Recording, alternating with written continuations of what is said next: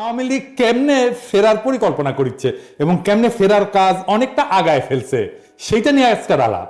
আসেন সেই আলাপটা করি, তাইলে চিনতে পারবেন কারা আওয়ামী লীগের এই পুনর্বাসন প্রক্রিয়ার সাথে যুক্ত আছে। আমি আগেও বলছি যে আওয়ামী লীগ ফিরবে সিপিবির কান্ধে চেপে। আজকে আমরা দেখবো সিপিবির কান্ধে চেপে আওয়ামী লীগ কতদূর ফিরে আসছে। আগেও তাই ফিরেছে, এরা দলে দলে সিপিবিতে ছাত্র ইউনিয়ন, যুব ইউনিয়ন ঢুকবে, বঙ্গবন্ধু পরিষদে ঢুকবে, এভাবে পুনর্বাসন শুরু হবে আওয়ামী লীগের। আর সিপিবি আওয়ামী লীগ যেই ন্যারেটিভটা তৈরি করতে চায় সেই ন্যারেটিভটা প্রচার করবে। আমরা আজকে একটা একটা করে ধরে দেখবো যে কিভাবে সিপিবি আওয়ামী লীগের ন্যারেটিভ প্রচার করা শুরু করছে। আমি কইছিলাম হাসিনার পতন হইলে কয়টা প্রতিষ্ঠান জয় বাংলা করে দিতে হবে, নাহলে আবার আওয়ামী লীগ সেইগুলো ভর করে উঠে দাঁড়াবে। কি কি ছিল সেগুলা ভুলে গেছেন? আবার কয়ে দেওয়া লাগবি, এই তো মুশকিল। আবার কয়ে দিচ্ছি, ভুলেন না, লিখে রাখেন, দরজায় লিখে ট্যাঙ্গে রাখবেন। সিপিবি, ওর পাশে মনি সিং কমরেড ফরওয়ার্ড স্মৃতি ট্রাস্ট আছে, ওই পুরোনো পল্টন, ওটাও, প্রথম আলো, ডেইলি স্টার, ছায়ানট, টুডিসি, মানে মনে থাকবে। এবার আরো আছে, তো প্রথম রাতে এই কয়টা জয় বাংলা করে দেওয়া লাগবে। ডেইলি স্টারে মাহবুজা নাম, আমি আসিচ্ছি আবার আরেক এপিসোড নিয়া, বেশি বাইরে গেছে। আমি ওই ডেইলি স্টার জয় বাংলা করার বৈধতা তৈরি করে দিব। ডেইলি স্টার যে জয় বাংলা করাটা বৈধ সেটা আমি প্রতিষ্ঠা করে দেব একেবারে। যাই হোক, সিপিবি ফিরে আসি, পরে মাহবুজা নামে ধরুননি পরের এপিসোডে সিপিবি কেমনে আওয়ামী লীগ পুনর্বাসনে কাজ করতেছে। আপদ হইতেছে আওয়ামী লীগ আর বিপদ হইতেছে বিএনপি। এই তত্ত্ব রায় মুজা সেলিম, মানে যে মুজাহিদুল ইসলাম সেলিম, ওই যে বাকশালের সময় যে মিছিল করেছিল, বাকশাল হওয়ার সময় রাজপথে আনন্দ উল্লাস করে মিছিল করেছিল, ওই মুজা সেলিম এবং তার অনুসারীরা ফ্যাসিস্ট হাসিনার 15 বছরের শাসনকে কোমল সমর্থন যোগায় গেছে।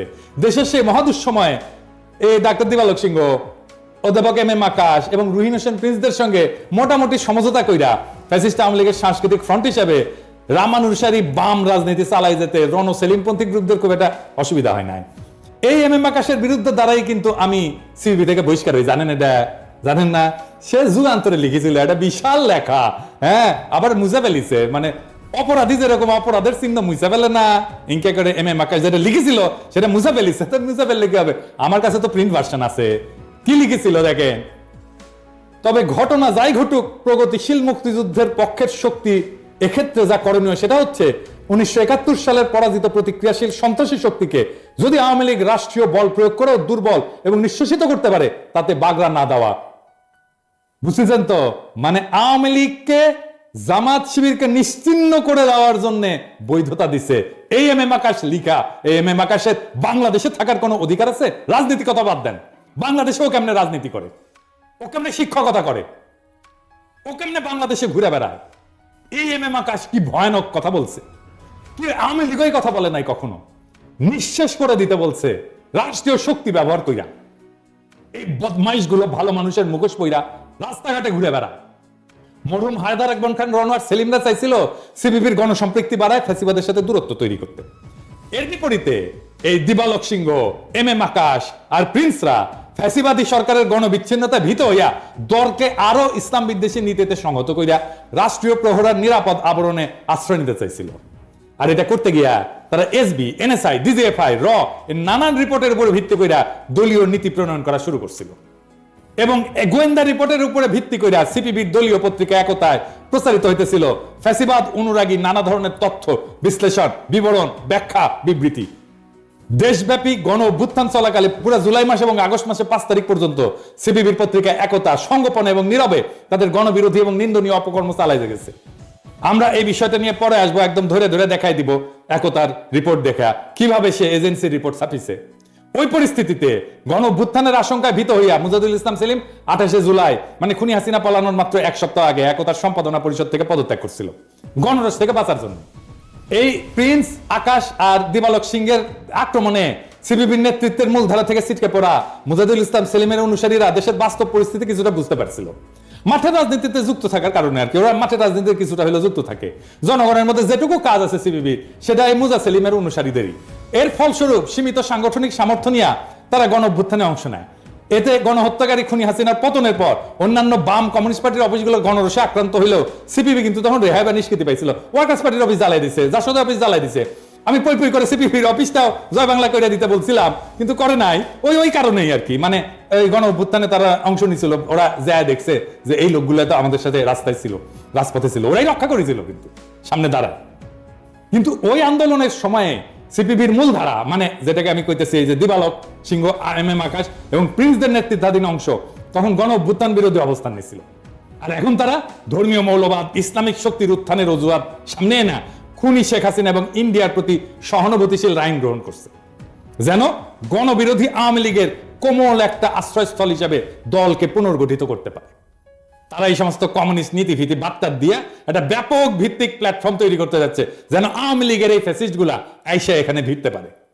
খুবই নির্ভরযোগ্য সূত্র থেকে আমি জানতে পারছি, আমি যেহেতু দলে ছিলাম, যে এই চক্রের সাথে মানে দিবালক, প্রিন্স, এম আকাশ এর সাথে খুনি হাসিনা ফোন কইরা সরাসরি কথা বলছে এবং আর ইন্ডিয়ান দূতাবাসে বিভিন্ন প্রকাশ্য এবং গোপন সূত্র সার্বক্ষণিকভাবে যোগাযোগ রাখছে এবং সহযোগিতা যোগাচ্ছে।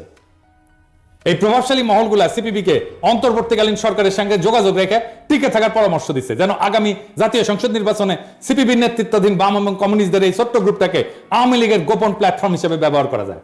মনে রাখতে হবে, সিপিবির একজন সদস্য বর্তমান সরকারের উপদেষ্টা হিসেবে দায়িত্ব পালন করতেছে, যিনি প্রফেসর মোহাম্মদ ইউনূসের স্ত্রীর ব্যক্তিগত চিকিৎসক হিসেবে তাদের পরিবারের সাথে খুবই ঘনিষ্ঠভাবে জড়িত।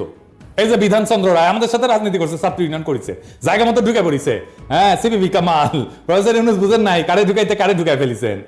তবে দেশবাসীর আরেকটা দিক জানা প্রয়োজন এই দলটা সম্পর্কে। এই ক্ষয়িষ্ণু দলটা এখন আর কর্মী সংগঠক ভিত্তিক কমিউনিস্ট পার্টি না। বিপ্লবী নীতি, মহান আদর্শ বা শ্রেণী স্বার্থের রাজনৈতিক লাইনের ভিত্তিতে দলটার পরিচালিত হয় না। সিপিবির সদস্যদের একটা উল্লেখযোগ্য অংশ তাদের চাকরি বাকরি অর্থাৎ তাদের নিয়োগকারী ব্যক্তি ও গ্রুপ মানে দিবালক, আকাশ, প্রিন্সদের পক্ষে হাত তুলা ভোট দিয়া দায়িত্ব সারে, না পড়ে রাজনীতি, না করে সংগঠন, চাকরি করে। চাকরি করে, এটাই তাদের চাকরি বহাল রাখার প্রধান শর্ত এবং বেতন ভাতা গ্রহণের বিনিময়ের মূল দায়িত্ব এবং কর্তব্য। এই দলটার বর্তমান কেন্দ্রীয় কমিটির অনেক সদস্যই ডাক্তার দিবালক সিংহের এনজিও কর্মচারী। দিবালক সিংহ একটা জাতীয় ভিত্তিক এনজিও প্রতিষ্ঠাতা এবং মালিক, যার নাম দুস্থ স্বাস্থ্য কেন্দ্র। এই দুস্থ স্বাস্থ্য কেন্দ্রে হাজার হাজার কোটি টাকার ক্ষুদ্র ঋণ কর্মসূচি করে। এর মাঝে ক্যাশ টাকা, ইন্ডিয়ান টাকাও আসে, শোনা যায়, সত্য মিথ্যা জানি না। এগুলা দিয়ে নাকি পালে মণি সিংহের পোলা তার ক্যাডারদেরকে, মানে যারা তার পক্ষে হাত তুলা ভোট দেয় আর কি কেন্দ্রীয় কমিটির মিটিং এ। দেখেছেন তো, এটা কমিউনিস্ট পার্টি। সেই কমিউনিস্ট পার্টি ক্যাঙ্কা ক্যাডার নিয়ে রাজনীতি করিচ্ছে, দেখেছেন তো। দুস্থ স্বাস্থ্য কেন্দ্রের মতো এরকম সব এনজিওর উপর রাষ্ট্রীয় নজরদারি এবং পর্যবেক্ষণ জোরদার করা উচিত এবং এইগুলাকে শক্ত নিরীক্ষা এবং হিসাবের আওতায় আনা জরুরি। কারণ দেশের রাজনীতি, সংস্কৃতি এবং তথ্য প্রবাহ নিয়ন্ত্রণের জন্য এদের আবরণ বা ছত্রছায়া এবং লাইসেন্স ব্যবহার করিয়া রসহ বিভিন্ন শত্রু দেশের অর্থ, টাকা কড়ি, গোয়েন্দা এজেন্ট এবং বিশেষজ্ঞ আমাদের প্রিয় মাতৃভূমির মধ্যে ঢুকে পড়া দেশের 12টা বাজায় দেয়। এই জন্যই আমাদের স্বাধীনতা, সার্বভৌমত্ব, জাতীয় মর্যাদা, আঞ্চলিক অখণ্ডতা, গণতন্ত্র চর্চার ধারা বজায় রাখতে আমরা বারে বারে ব্যর্থ হই। সিপিবিতে যদি দিবালক, প্রিন্স আর আকাশদের আধিপত্য প্রতিষ্ঠিত হয়, তাহলে ধরে নেবেন আওয়ামী লীগ সামে ঢুকে যাবে পলিটিক্সে। সামনের ইলেকশনে মেলা সিট পাওয়া যাবে। আর সংখ্যানুপাতিক নির্বাচনের ব্যবস্থা যদি হইয়া যায়, তাহলে তো কথাই নাই। আই প্রিন্স কইতেছে কোনো ইন্ডেমনিটি দেওয়া যাবে না, মানে এমনকি 19 সেপ্টেম্বর কইতেছে যে প্রত্যেকটা হত্যাকাণ্ডের বিচার হইতে হবে, ক্ষমতাসীনরা দায় এড়াইতে পারবেন না। মানে বুঝিচ্ছেন তো, বিপ্লবীদের ধরে ধরে বিচার করবে। এটা কেন লিখিছে? ওই যে পুলিশ মার্ডারের জন্য যে ধরেছিল না ফেনীতে, ওই সময় এটা লিখিছে। সে 5ই আগস্ট কি লিখিচ্ছে, মানে সবাই তখন আনন্দ উল্লাস করিচ্ছে, কান্নাকাটি করিচ্ছে যে হাসিনা পলাইছে। সেই সময় সে লিখিচ্ছে জানমাল মুক্তিযুদ্ধ ইতিহাস, ঐতিহ্যের উপর আক্রমণ রুখে দাঁড়াও। ইদি বুঝেছেন তো? তার মানে আওয়ামী লীগ যেটা কইতে পারেনি সেটা প্রিন্সকে দিয়ে কয়াইছে। আর ওই হারামজাদা এখনো রাজনীতি করে বাংলাদেশে বসে বসে, আবার পুরোনো পল্টনে ঢাকায় বৈশা ও আরামজাদা রাজনীতি করে। আপনারা করতে দিলে তো করবেই। বিপ্লবীদের বিচার চাইতেছে, আবার কয় 7ই মার্চের ছুটি বাতিল করা যাবে না। কইতেছে সরকারের বিভিন্ন সিদ্ধান্ত নিচ্ছে কাদের পরামর্শে, মানে ওর পরামর্শ নিতে হবে। তুই কে রে? তুই কে? লিখেছে ঐতিহাসিক 7ই মার্চ 4 নভেম্বর সংবিধান দিবস আমাদের ইতিহাস ঐতিহ্যের অংশ, এসব অস্বীকার করা অগ্রহণযোগ্য এবং নিন্দনীয়। পাল্টা ঠিক করিছে। আবার দেখেন পান্নার সাথে মুক্তিযুদ্ধ বিরোধী শক্তিকে রুখে দাঁড়ানোর ডাক কামকলে শুরু হয়ে গেছে, বুঝেছেন? সামে কেউ কেউ টের পান নাই যে ক্যাঙ্কা করে কামটা শুরু করে দিছে। আমি একটা বলি, যে হাসনাত আব্দুল্লাহর কথা যেটা আপনি শুনলেন, উনি ঠিকই বলেছেন।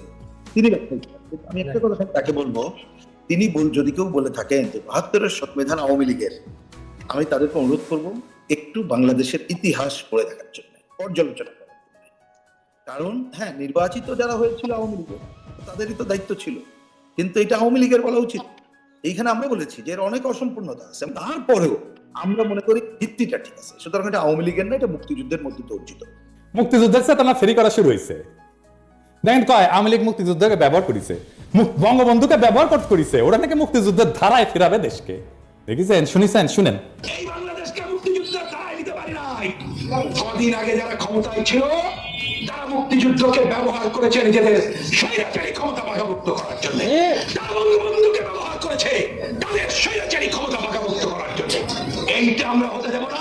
এই রুইনেশন প্রিন্স বলে তারা নাকি গণ আন্দোলন করেছে। আসেন দেখি কেমন আওয়ামী লীগ বিরোধিতা আন্দোলন তারা করেছে, আসেন দেখি। এই যে দেখেন গণতান্ত্রিক আইনজীবী সমিতি, এটা সিপিবির একটা অঙ্গ সংগঠন, কিভাবে ফ্যাসিবাদের সাথে ওতপ্রোতভাবে জড়িত। এই হাসান তারিক ছাত্র ইউনিয়নের প্রেসিডেন্ট ছিল, হাঙ্গেরা অনেক জুনিয়র, হ্যাঁ, একটা ভালসুন ছাত্র ইউনিয়নের প্রেসিডেন্ট। এটা লজ্জাই লাগে যে এর মতো একটা ভালসুন ছাত্র ইউনিয়নের প্রেসিডেন্ট হবার পাঠিয়েছিল। 2024 মার্চ মাসে সম্বর্ধনা দিচ্ছে পতিত ফ্যাসিস্টে, দেখেছেন? 28 জুলাই 2024 প্রকাশিত হয়েছে একতা পত্রিকা, অন্তত 4টা আইটেম। এই যে লেখক অজানা, মানে বুঝেছেন তো, ঘোষ রাইটার। 19 জুলাইয়ের পর গোয়েন্দা সংস্থা থেকে 2টা পেন ড্রাইভ গণমাধ্যমে পাঠানো হয়। যারা গণমাধ্যমে আছেন তারা জানেন, তাই না? আমি তো বানে বানে কথা করছি না। যা সাংবাদিকদের কাছে ধ্বংস এবং তাণ্ডব প্যাকেজ নামে পরিচিত, ঠিক কিনা? এতে প্রকাশিত 3টা লেখা ওই কন্টেন্ট থেকে নেওয়া, এটি বুঝেছেন? জানিয়া সিপিবির মধ্যেকার গণ অভ্যুত্থানের সমর্থক অংশ বিক্ষুব্ধ হইয়া ওঠে। পার্টির প্রেসিডিয়াম নামমাত্র একটা ফ্যাক্ট ফাইন্ডিং কমিটি গঠন করিয়া দায় সারতে চাইছিল, কিন্তু তা এখনো অমীমাংসিত রয়ে গেছে যে কেমনে গোয়েন্দা সংস্থা পাঠানোর তথ্য দিয়া একতায় নিউজ আইটেম হয়েছিল। এই একতা কে চালায় জানেন? এম আকাশ এবং শাহিন রহমান, এবং সবকিছু নিয়ন্ত্রণ করে, বুঝেছেন তো? এবার গণ অভ্যুত্থানকালে তারা আওয়ামী লীগের ন্যারেটিভই প্রচার করেছে। বলেছে কি দেখেন, হত্যাকাণ্ডকে ঘিরে পাল্টাপাল্টি বয়ান নিরসনে নিরপেক্ষ তদন্ত হওয়া উচিত, বুঝছেন? এই দিবালোক সিংহ তার প্রতিষ্ঠানের প্রতিষ্ঠা বার্ষিকীতে কারে নিয়ে আসে দেখেন, প্রধান অতিথি করে। দেখেছেন, দেখেছেন যে গুলি করে মারিছে আমাদের পোলাপানদের, তারে প্রধান অতিথি করে নিয়ে আসে দিবালোক সিংহ। আবার চলতি বছর এপ্রিলে লেনিনের জন্মবার্ষিকীতে এম আকাশের একটা বক্তব্য দিছে, হাসিনা বিরোধী লড়াইয়ে সে থাকবে না। কেন থাকবে না সেটা বলিচ্ছে, শুনেন। যদি কেউ বলে যে হ্যাঁ বিএনপির সঙ্গে ঐক্যবদ্ধ হয়ে আওয়ামী লীগকে উৎখাত করতে হবে, এইটা আমাদের রাজনৈতিক প্রস্তাবে নাই, সুতরাং এটা আমরা মানব। দেখেন 7 মার্চের ছুটি বাতিল নিয়ে সিপিবির বিবৃতি আওয়ামী লীগের পেজে দেওয়া হইতেছে, দেখেছেন? দেখেছেন তো, সিপিবি দিবে, ওইটা আওয়ামী লীগ এখন প্রচার করবে। এটাই হইতেছে এখনকার অ্যারেঞ্জমেন্ট। আর একটা জিনিস দেখেন, সিপিবির একটা ভয়ঙ্কর অপকর্মের নমুনা দেখাই। শেখ হাসিনা জামায়াত নিষিদ্ধ করলো, এরপর সিরাজগঞ্জের প্রদীপ ভৌমিক হত্যাকাণ্ড হইল। সিপিবির নেতৃত্বের সাথে সাথে ঘোষণা করে দিলেন বিএনপি জামাতের খুনিরা প্রদীপ ভৌমিককে হত্যা করছে। পত্র পত্রিকা সহ সকলে বলছে দুর্বৃত্তরা হত্যা করছে প্রদীপ ভৌমিককে। সিপিবির বর্তমান নেতৃত্ব তখন নিশ্চিত যে শুধু জামাত না, শুধু বিএনপিও না, একেবারে জামাত বিএনপি একসাথে যৌথভাবে প্রদীপ ভৌমিককে হত্যা করেছে। আর মির্জা ফখরুল এই সিপিবির সাথে লটকালটকি করার জন্য একেবারে দেওয়ানা হয়ে গেছে, দেখেছেন? কারে কি করবেন, বুঝছেন? একদিকে ধরি আর একদিক দিয়ে দেখি ফাল পারে, মানে 1 কেজি ব্যাংকে যেমন আপনি এটা মাপতে পারবেন না দাড়ি পাল্লার মধ্যে, একটার পর একটা লাভ মারবি, দেখবেন এই যে সিপিবিক ধরি আমরা মির্জা ফখরুল যে পীড়িত করতে চাই। এই যে বিবৃতিটা দিছে জামাত বিএনপি নিয়ে, এই বিবৃতি দেওয়ার আধা ঘন্টার কম সময়ের মধ্যে পশ্চিমবাংলার রিপাবলিক আছে না, ওই যে ময়ূক চৌধুরী নাকি, ওই রিপাবলিক লাফালাফি উপস্থাপক প্রচার শুরু করে দেয়, চুলকানি উপস্থাপক প্রচার শুরু করে দেয়। অন্যদিকে আমরা একটা বিরাট ঝুঁকির মুখে পড়ি। ওই রাতে হাসিনার লোকজন আমাদের যদি খুঁজে খুঁজে হত্যাও করতো, আলটিমেটলি দায় গিয়ে পড়তো জামাত বা বিএনপি। আমাদের কেন্দ্রীয় নেতৃবৃন্দ বল বাজায় বলতে থাকতো জামাত করেছে, জামাত করেছে, তাই না? এরা যখন বলে তারা দল হিসাবে গণ অভ্যুত্থানে ছিল, তখন কেমন লাগে? এম আকাশের মতে তারাও জামাত বিএনপি থাকলে তারা হাসিনা বিরোধী আন্দোলনে থাকবে না, আপনি তো দেখলেন, তাই না? তার নিজের মুখের কথা। তাহলে গণ অভ্যুত্থানে তারা কিভাবে ছিল? জামাত বিএনপি তো ছিল এই আন্দোলনে, ভালোভাবেই ছিল, তারা শহীদ হয়েছে। কিছু অগ্রসর মাঠ পর্যায়ের নেতা কর্মীরা ছিল সিপিবি, কিন্তু কোন অবস্থাতে আকাশ প্রিন্স বা দিবালোক সিংহ ছিল না। এই কথা বলে থাপড়া মারবেন, একদম 2 গালে 2 থাপড়া মারবেন এগুলোরে। আর এগুলোরে যেন রাস্তায় না দেখি, আপনারা যেটি পাবেন সেটি দিবেন ধাওয়া, দৌড়ানির মধ্যে রাখবেন।